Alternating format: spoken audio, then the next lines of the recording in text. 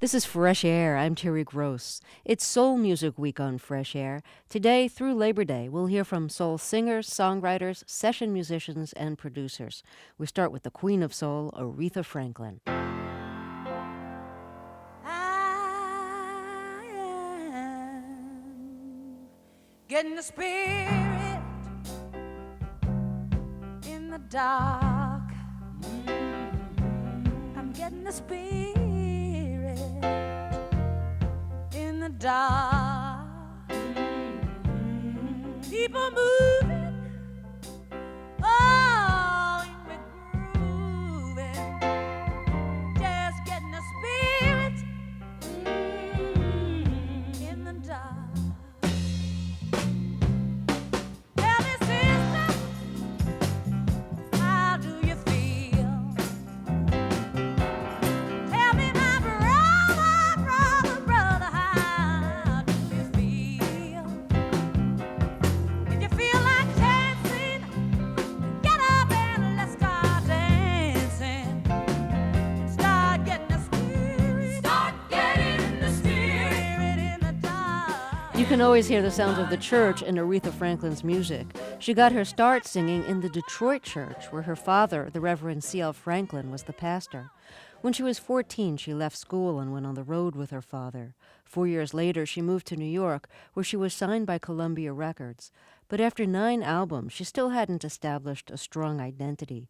That changed when she moved to Atlantic Records and made such soul classics as Respect, I Never Loved a Man, Do Right Woman, A Natural Woman, and Think. In the book Sweet Soul Music, Peter Guralnick writes, there has been no pop singer more inspired than Aretha when it comes to sheer vocal artistry. Aretha Franklin seldom gives interviews. I spoke with her last year after the publication of her autobiography, which was written with David Ritz. I'd like to play a recording that was made of you at the age of 14 singing in the church in which your father was pastor, the New Bethel Church in Detroit. Yes, New Bethel Baptist Church.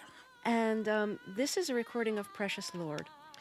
The version we're going to hear was made in 1956. This is the young 14-year-old Aretha Franklin. When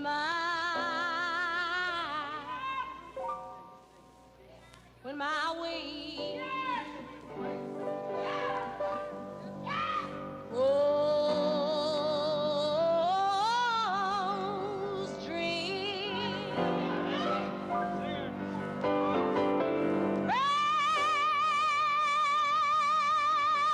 precious Lord, please linger near. And oh, when my life is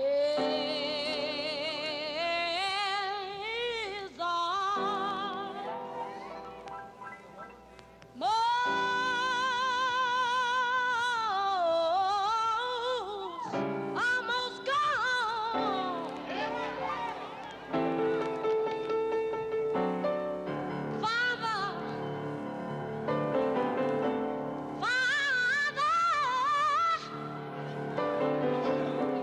Father, hear my cry, Lord, and oh, hear my call, and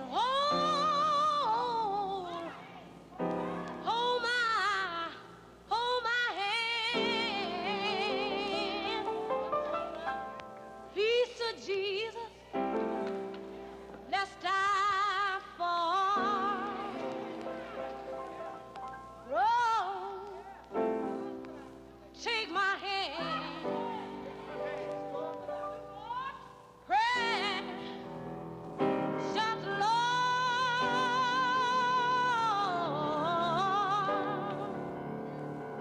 and lead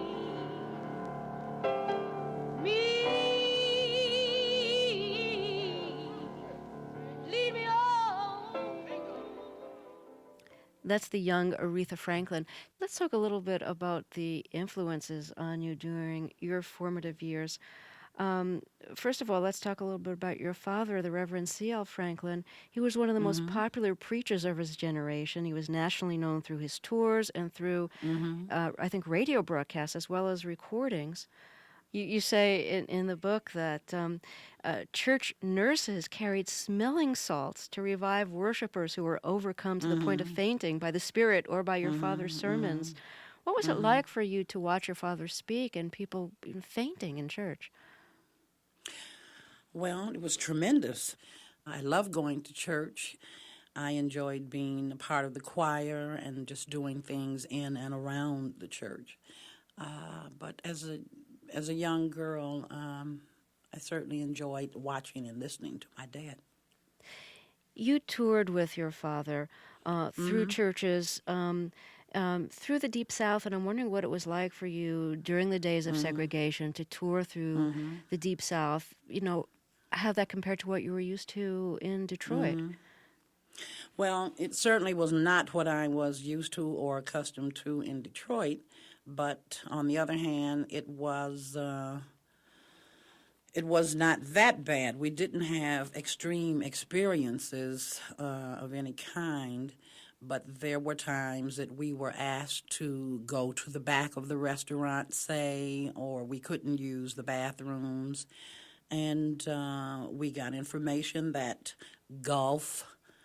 you could use the bathrooms there and we didn't buy gas where we could not use the restrooms. So we went to golf a lot, I must tell you. You say about your father he was a minister, he was also a man, and that some women pursued him aggressively night and day. They did. So he wasn't uncomfortable with that. I have no idea. I never discussed it with him, and he never discussed that sort of thing with his children.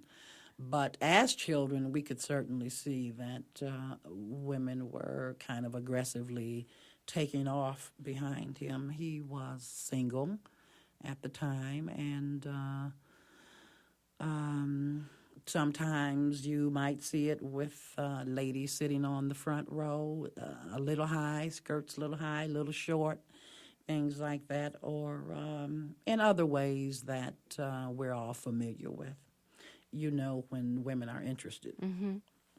I thought I'd play an excerpt from what is perhaps his most famous recorded sermon, The Eagle Stirreth. Since we'll only be hearing an excerpt just to get a sense of his style of preaching, can you tell us a little bit about what the sermon was actually about? Having to do, as I equate it, to life, to children, to the parental function in the raising of one's children, and in certain other ways, there are parallels to your personal life. My guest is Aretha Franklin. Let's hear an excerpt of a sermon preached by her father, Reverend C.L. Franklin. Most of us forget it. It is said that there was a man who had a poultry farm, and that he raised chickens for the market. And one day in one of his broods, he discovered a strange-looking bird that was very much unlike the other chickens on the yard. And the man didn't pay too much attention, but he noticed as time went on that this strange-looking bird was unusual. He outgrew the other little chicken. Oh, Lord. And then one day a man who knew eagles, when he saw it, came along and saw that little eagle walking in the yard. And he said to his friend, do you know that you have an eagle here? And what you ought to do is build a cage. After a while, when he's a little older, he's going to get tired of the ground. Yes, he will. He's going to rise up on the pinion of his wings. Yeah. One of these days, my soul is an eagle in the cage that the Lord has made for me. My soul is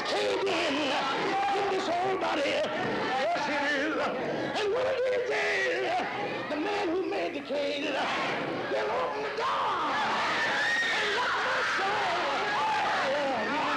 Yeah, you ought to be able to see me take the wings of my soul.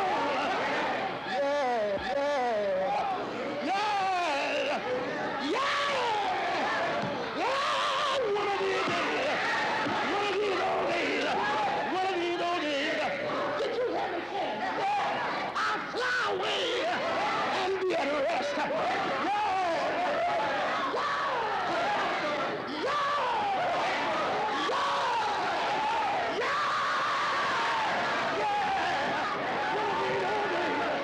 One of these old days.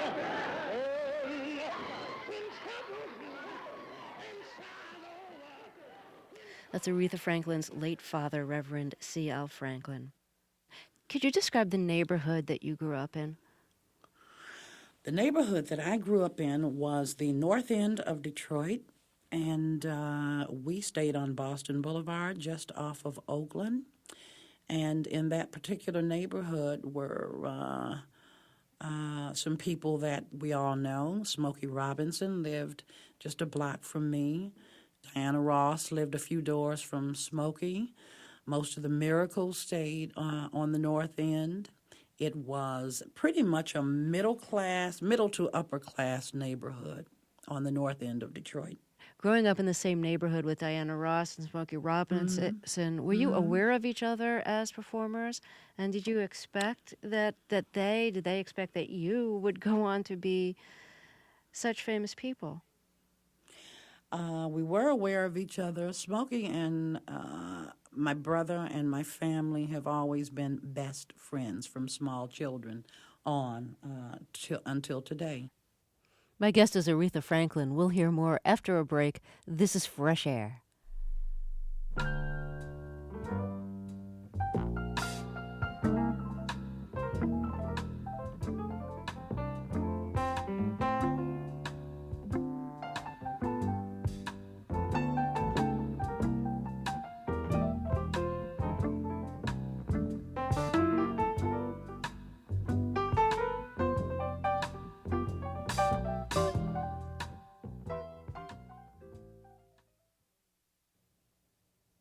It's Soul Music Week on Fresh Air. Let's get back to our interview with Aretha Franklin. Now, you were friends with Sam Cooke, the great gospel singer turned soul singer. How did you meet? Sam and I met at a Sunday evening program that we had at our church back in the early 50s. And I was sitting there waiting for the program to start after church. And I just happened to look back over my shoulder, and I saw this group of people coming down the aisle. And, oh, my God, the man that was leading them, Sam, and his brother L.C., and these guys were really super sharp. They had on beautiful blue and navy blue and brown trench coats, and I had never seen anyone quite as attractive, not a male as attractive as Sam was. And so prior to the program, my soul was kind of being stirred in another way. Well, now, he crossed over from gospel to pop before you did. What impact did it have on you when you heard him having a hit pop song on the radio? What impact did it have on me when Sam crossed over? We were going down the highway. We were somewhere in the South. And my sister and I and the driver and maybe one or two other people in the car, we knew that he had left the gospel field. And, of course, I was rather sad about that. But as we were driving, we knew that he had recorded, and just out of the dark came this fabulous voice. And it was Sam, and it was his first record, and he was singing "You Send Me," and there was just pandemonium in the car. My sister and I just had a fit. We really had to pull over and stop the car and settle down. Oh, my God, it's Sam, it's Sam. It's his record, you know. It was like that. You send me, it's his record, you know. And there was just so much excitement in the car. The driver really had to pull over. So did that make you think, maybe I should consider making pop records? Well, I don't know at the time. I don't think that was my feeling, and it wasn't to begin with. But as time went on, and I just began to listen to more and more of his recordings, and I loved them the way they were produced, the melodies, the background singers. As time went on, I began to think about the broader view. I was interested in changing fields as well, but I was not as confident, I guess, as Sam was to begin with. And finally, I said, well, if Sam made it, maybe I could too. And I was willing to give it a try. Well, you were signed at Columbia by John Hammond, who had earlier signed Count Basie and later signed Bob Dylan and Bruce Springsteen. Well, I want to play the first track that you recorded with John Hammond, and it's Today I Sing the Blues. Okay. Without a word of warning, the blues walked in this morning and circled around my lonely room. I didn't know why I had that sad and lonely feeling until my baby called and said we're through.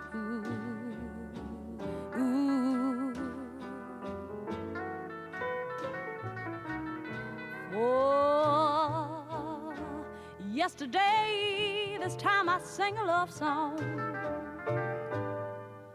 but today I'm singing the blues.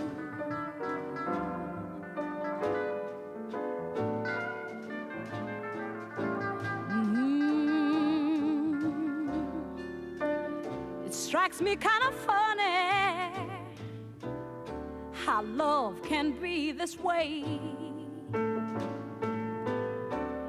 We were lovers last night, honey, but I'm alone again today. And it strikes me kind of funny how fate can be unfair. I come out on the losing end in every love affair. Yes, it must be written for me that I should be the one to always lose.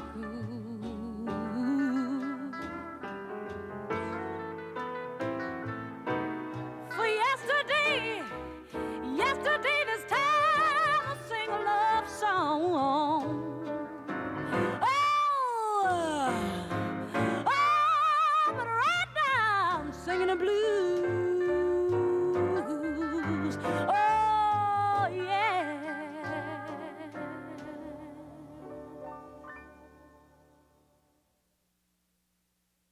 That's Aretha Franklin from the early part of her pop recording career.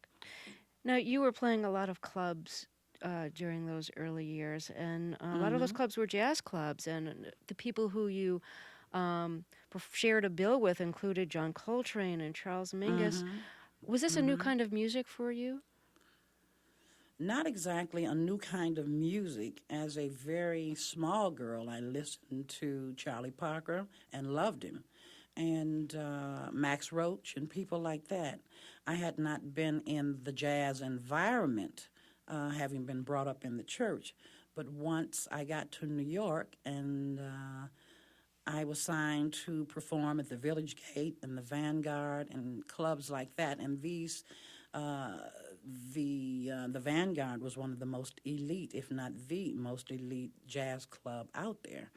Then I began to meet jazz musicians and to become more familiar with that environment and comfortable with it. What was different about the jazz environment? What were some of the things you hadn't been exposed to before? Well, I certainly had not been exposed to Charlie Mingus reaching over, and I think he slapped the pianist that one That's night. right. Sounds like Mingus. Sitting in the audience then. This was at the Village Gate, and he kept right on playing. Nobody missed a beat. Aretha Franklin recorded last year after the publication of her autobiography. We'll hear more from her in the second half of the show as Soul Music Week continues. I'm Terry Gross, and this is Fresh Air. I go to the same old places, and I see the same old faces. I look at the same old sky, see it all with a brand new light. I've got a brand new voice, brand new, and I got me a brand new smile. Since I found you, baby, I'm stepping. I got me a brand new style. Just because of you, boy. Just because of you. Oh, I feel good. Just because of you, boy. Just because of you. Oh, I feel good. Just because of you, boy. Hey, just because of you. Yes, I do. Just because of you, boy. Just because of you. Oh, it feels good. Just because of you, boy. Yeah, just because of you. Just because of you, boy. Major funding for Fresh Air is provided by Barnes & Noble Booksellers and the Discover Great New Writers program, which features the literary voices of tomorrow today. Information available at Barnes & Noble stores and on the web at www.bn.com. And from the listeners of WHYY in Philadelphia, where Fresh Air is produced. From Saab, maker of the 9.5 sedan and the 9.5 wagon. Independent quality and safety evaluations of Saab 9.5's performance available at SaabUSA.com. And from Wilmington Trust, a wealth management company providing investment and trust services to individuals, families, and corporations nationwide for nearly 100 years. This is NPR, National Public Radio. Georgia, Georgia. Coming up, Soul Music Week continues with the man who virtually started it all, Ray Charles. We'll talk about his music, his life, and how both were affected by his loss of sight. And we continue our interview with Aretha Franklin. Keeps Georgia on my mind. Georgia on my mind. I said, Georgia, Georgia, a song of you comes as sweet and clear as moonlight through the pines.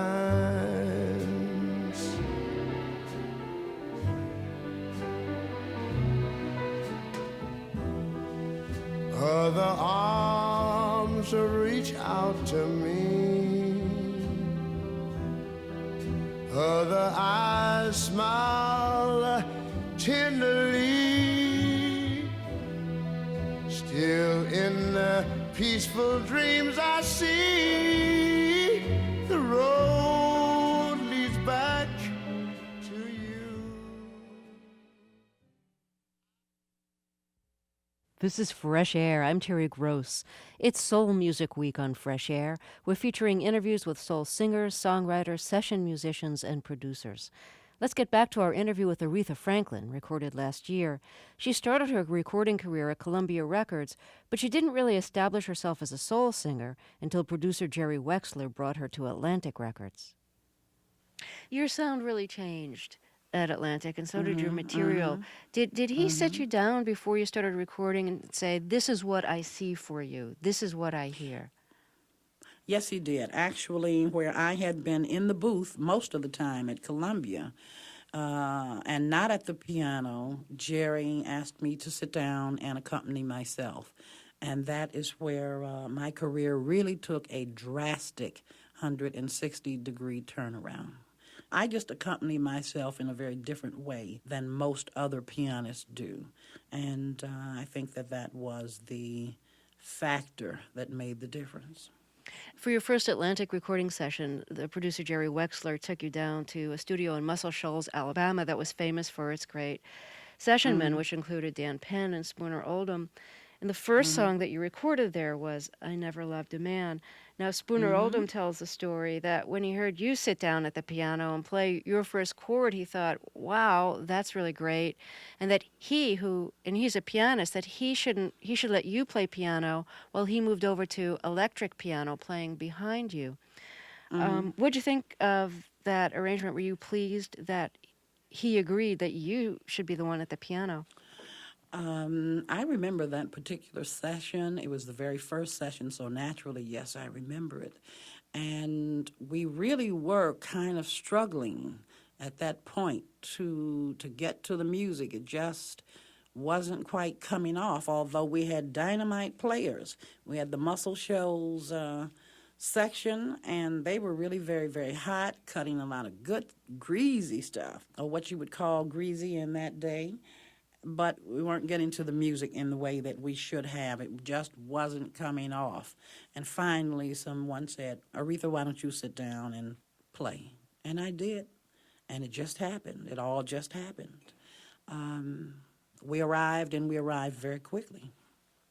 Well, Peter Guralnick, the music critic, describes this recording, I Never Loved a Man, as one of the most momentous takes in the history of rhythm and blues, in fact, in the history of American vernacular music.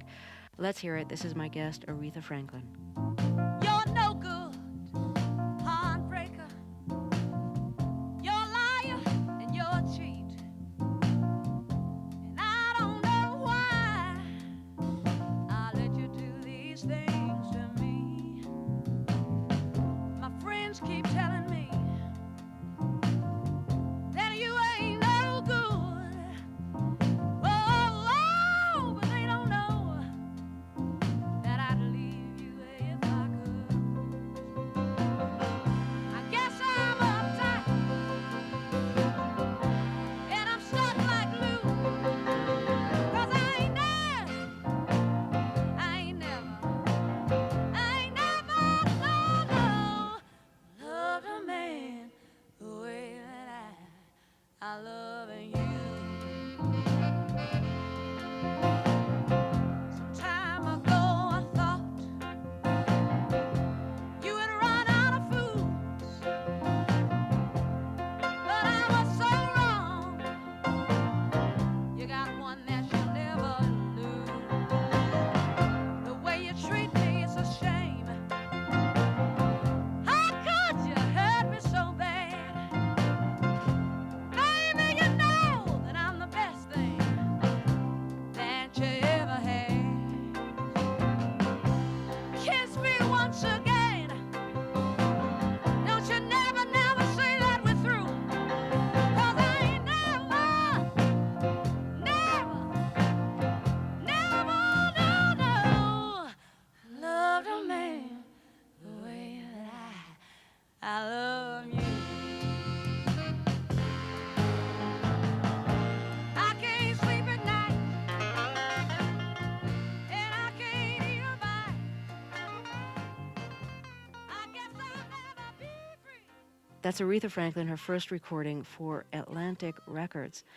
Now, your second single was Respect, which is, I believe, your still most requested song. How did you end up singing this Otis Redding song? Well, I heard Mr. Redding's version of it. I just loved it. And I decided that I wanted to record it. And my sister Carolyn and I got together. I was living in a small apartment on the west side of Detroit. And piano by the window, watching the cars go by. And we came up with that infamous line, the sock it to me line. it was a cliche of the day. Actually, we didn't just come up with it. It really was cliche, and some of the girls were saying that to the fellas, like, sock it to me in this way or sock it to me in that way. Nothing sexual, and it's not sexual. It was non-sexual, just a cliche line. But anyway, Laugh In picked it up, and it just kind of perpetuated itself and went on from there. What did this song mean to you when you sang it? I mean, really, part of the backdrop of this song, it was a hit during the Civil Rights Movement, and I think respect had a lot of meanings in this song for your listeners. One was, just the respect you wanted from a man in a relationship, but it also had, I think, a larger resonance with the Civil Rights Movement. A kind of larger social, cultural sense of respect. Yes, in later times, it was picked up as a battle cry by the Civil Rights Movement. But when I recorded it, it was pretty much a male-female kind of thing, and more in a general sense from person to person. Well, let's hear Aretha Franklin singing Respect.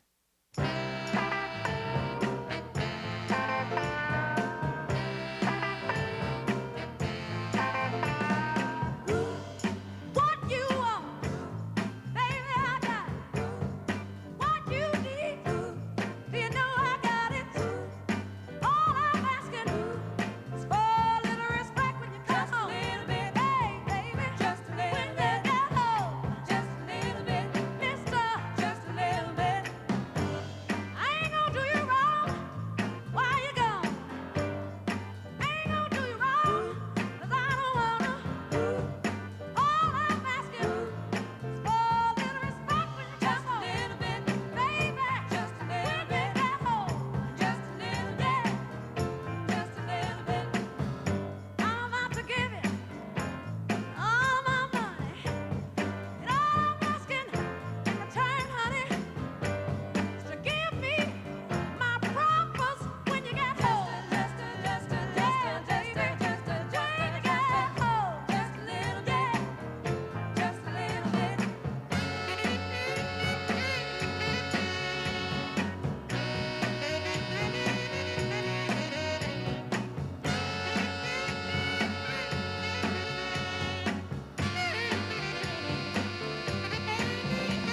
Ooh, your kisses, sweeter than honey.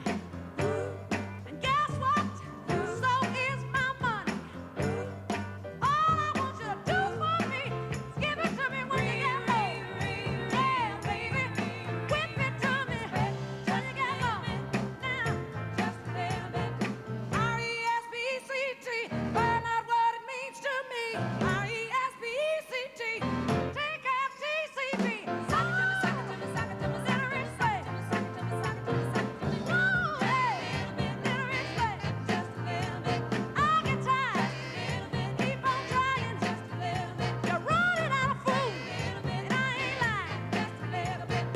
Respect when you come home, or you might walk in and find out. Fresh Air's executive producer is Danny Miller. Today's program was produced and directed by Sue Spolin. Our engineer is Audrey Bentham. Dorothy Farabee is our administrative assistant. I'm Terry Gross. We'll close with Ray Charles and Aretha Franklin, recorded in 1971. Oh, yes, I did. Ladies and gentlemen, Ray Charles. He's going to move with the spirit a little. He's going to help us move. Come on, Ray, give us a little bit. I discovered Ray Charles. That's my bit.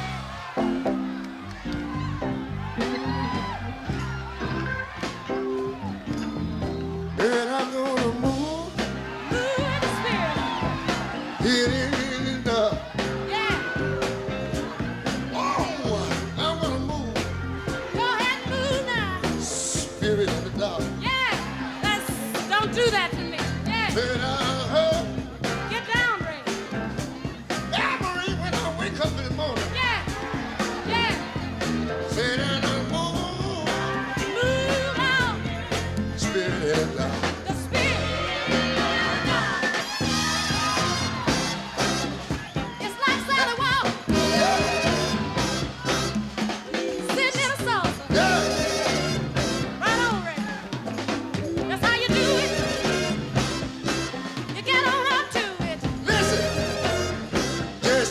movie star